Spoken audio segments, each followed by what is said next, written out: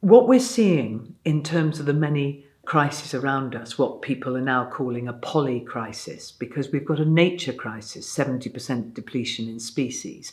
We've got a climate crisis, and you're interviewing me as 2 of the Greek islands are burning and thousands of tourists are being forced to come home, is that if we take the usual linear approaches to tackling these crises, it won't work, but it's because it's exactly those linear approaches that have got us into the trouble.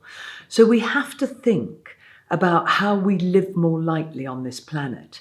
Of course, that has to be primarily how we take fossil fuels out of our current systems, but it also has to be how we are nature positive. It also has to be looking at what the role of government is.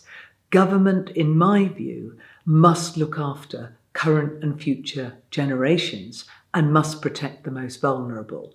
I think Foresight's a really important tool in this process, because Foresight is predicated on the idea that we have to scope where we are in terms of looking at where we might go, and that right at the heart of Foresight is the uncertainty principle.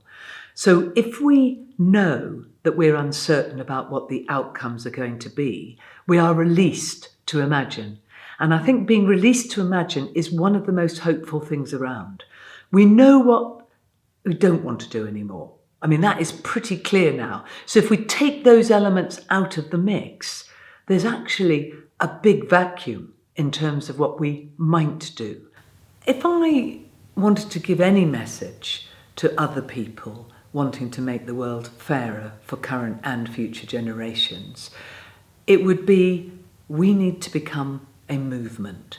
There are so many of us now working in this space, and literally every week of my life I'm discovering somebody new.